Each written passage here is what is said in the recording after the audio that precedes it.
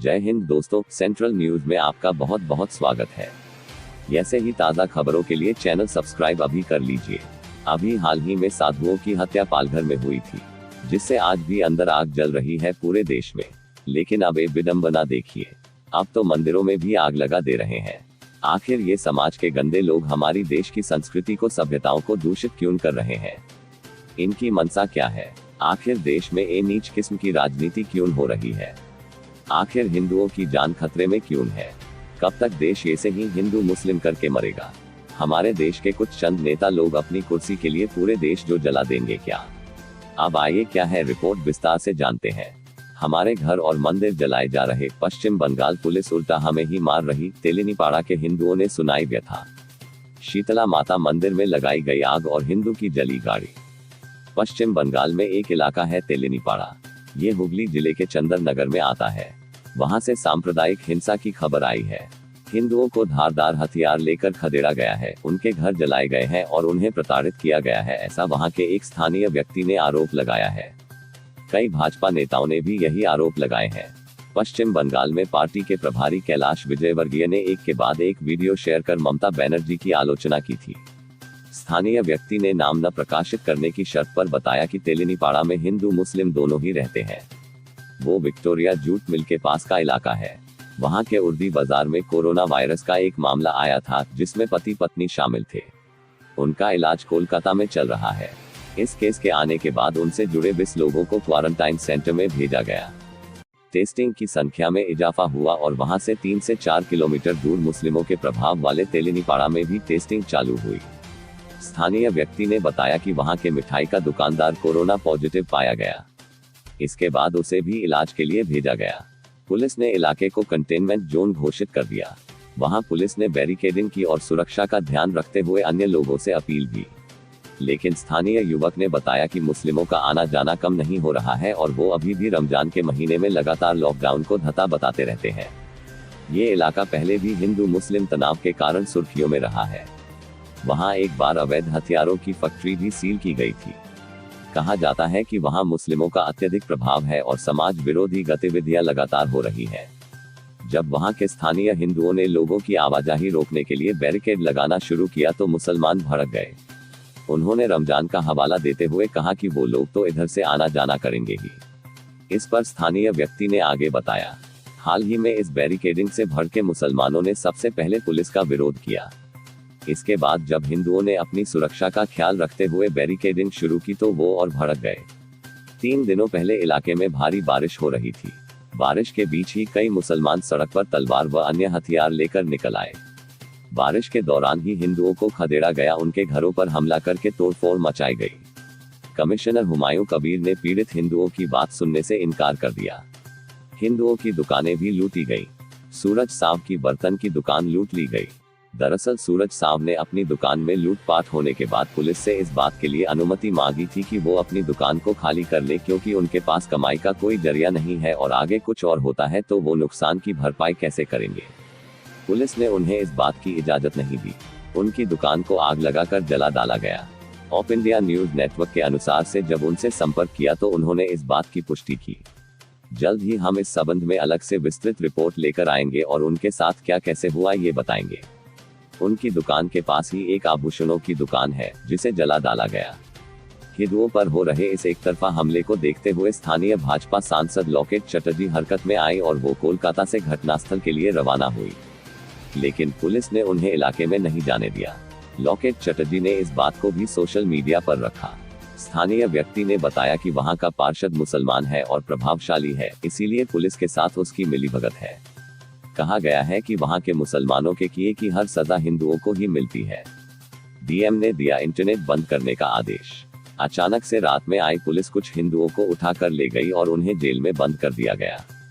उक्त व्यक्ति ने बताया कि उसके भी एक मित्र को इसी तरह रात में ही पुलिस उठाकर ले गई। यहाँ तक कि पुलिस को खदेड़ने वाले मुसलमानों की जगह भी हिंदुओं को ही निशाना बनाया जाता है। हालांकि पश्चिम बंगाल के लिए ये कोई नई चीज नहीं है, लेकिन अब आए दिन ऐसा ही हो रहा है। लॉकेट चटर्जी पुलिस को फोन करती रह गई, लेकिन कमिश्नर ने उनका कॉल नहीं उठाया। स्थानीय व्यक्ति ने बताया कि इलाके में डर का माहौल बना हुआ है। लॉकेट चटर्जी ने बताया कि जो जनता काफी दिनों से शांत बैठी है, जो समुदाय कुछ गलत नहीं कर रहा, उस पर हमले हो रहे हैं। उनका कहना है कि ये हमले एक ही तरफ से हो रहे हैं। सांसद ने कहा कि मुख्यमंत्री ममता बनर्जी की मुस्लिम तुष्टीकरण की नीति के कारण मालदा जैसी घटना बार बार दोहराई जाती है। कैलाश विजयवर्गीय ने भी वीडियो शेयर करके दावा किया कि एक ही समुदाय के लोगों द्वारा हिंदुओं को निशाना बनाया जा रहा है। वीडियो में चारों तरफ धुआं धुआं देखा जा सकता है। लोगों ने दूर से भी छत पर जाकर इस घटना को देखा है। सांसद लॉकेट चटर्जी को पुलिस ने घटनास्थल पर जाने से रोका। स्थानीय पुलिस प्रशासन ने 17 मई तक इंटरनेट वगैरह बंद कर दिया है। ऑफ इंडिया ने ये भी पाया है कि सोशल मीडिया पर कई ऐसे वीडियो शेयर हो रहे हैं जिनमें वहां के मुसलमानों द्वारा उन पर अत्याचार होने की बात कही गई है। दिल्ली में भी यही ट्रेंड देखा गया था। अत्याचार हिंदुओं पर हुए थे और तमाम मीडिया नेटवर्क मुसलमानों को निर्दोष साबित करने में लगे हुए थे।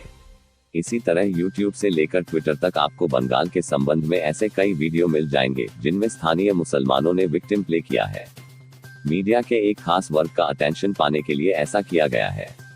स्थानीय व्यक्ति ने ये भी दावा किया कि स्थानीय शीतला माता मंदिर में भी जमकर तोड़फोड़ मचाई गई है। मंदिर में भी लगा दी गई, जिसका फोटो ऑफ इंडिया ने निकाला है। हालांकि इसका कोई वीडियो अब तक सामने नहीं आया है। हिंदुओं के एक क्लब को भी जला डाला गया। हिंदुओं की इमारतों को तोड़ डाला गया। स्थानीय सांसद लॉकेट चटर्जी से पुलिस ने कहा कि आपको पीड़ितों से मिलने नहीं दिया जाएगा क्योंकि आप वहां जाकर राजनीति करेगी। पुलिस ने उनके जाने से वहां माहौल बिगड़ने की बात कही। वहां के लोगों ने मेनस्ट्रीम मीडिया पर पक्षपात का आरोप लगाया है और कहा है कि मीडिया इस पूरे मामले में कोई रुचि नहीं दिखा रहा। कहा जा रहा है कि वहां के मुसलमान सोशल डिस्टेंसिंग को मानते ही नहीं है, इसीलिए हिंदुओं के भीतर कोरोना का भी डर बैठा हुआ है। वो खुद के बचाव के लिए जब उपाय करते हैं तो स्थानीय मुसलमानों को ये सब रास नहीं आता। वो इसका विरोध करते हैं।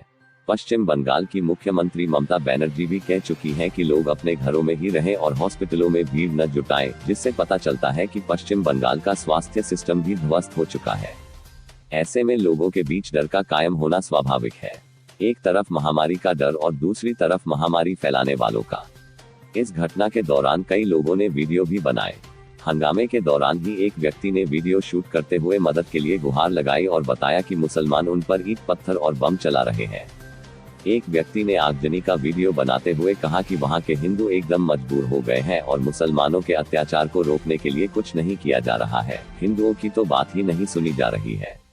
अन्य लोगों ने वीडियो बनाते हुए दिखाया कि पुलिस खड़ी है और उल्टा मुसलमानों का साथ ही दे रही है। गोलीबारी की भी बात कही जा रही है। लाचार लोगों ने वीडियो शूट कर वहां की स्थिति से जनता को अवगत कराया और कहा कि अगर हिंदू अब भी नहीं जागे तो या तो वो इनके हाथों मार दिए जाएंगे या फिर उन्हें आत्महत्या करना पड़ेगा। लोगों ने मुख्यमंत्री की आलोचना करते हुए कहा, ममता बनर्जी तो हमारा खूब साथ दे रही है। वाह रे बंगाल की सरकार। लोगों ने स्पष्ट कहा कि पुलिस चूड़ियां पहनकर बैठी हुई है और मुसलमान गोलीबारी कर रहे हैं। एक अन्य वीडियो में एक घायल हिंदू को लोग लेकर जा रहे हैं। उसे गोली लगी हुई है। सभी लोग चिल्लाकर कह रहे हैं कि उसे पुलिस ने गोली मारी है। घायल के इलाज की भी व्यवस्था नहीं की गई और उसे अपने हाल पर छोड़ दिया गया, जिसके बाद लोग उसे उठाकर किसी तरह ले जा रहे हैं। इस वीडियो में भी लोग पुलिस और मुसलमानों के मिले होने की बातें करते दिख रहे हैं। एक हिंदू व्यक्ति का तो हाथ ही काट डाला गया, जिसे असह्य पीड़ा हो रही थी। उसके इलाज के लिए भी प्रशासन ने कोई व्यवस्था नहीं की। घटना के 3 दिन बाद मुख्यमंत्री ममता बनर्जी की आंखें खुली और उन्होंने दोषियों के खिलाफ कड़ी कार्रवाई की बात कही है। तेलिनीपाड़ा हिंसा मामले में अब तक 56 लोगों को गिरफ्तार किया गया है और पूरे इलाके में धारा 144 लगा दी गई है, जिसके बाद अतिरिक्त जवान वहां पर कैंप कर रहे हैं। साथ ही तृणमूल सुप्रीमो पॉलिटिक्स खेलने से भी बाज नहीं आई और उन्होंने दावा किया कि केंद्रीय मंत्री ही यहां परेशानियां पैदा कर रहे हैं और उन्होंने इस बारे में प्रधानमंत्री को अवगत करा दिया है।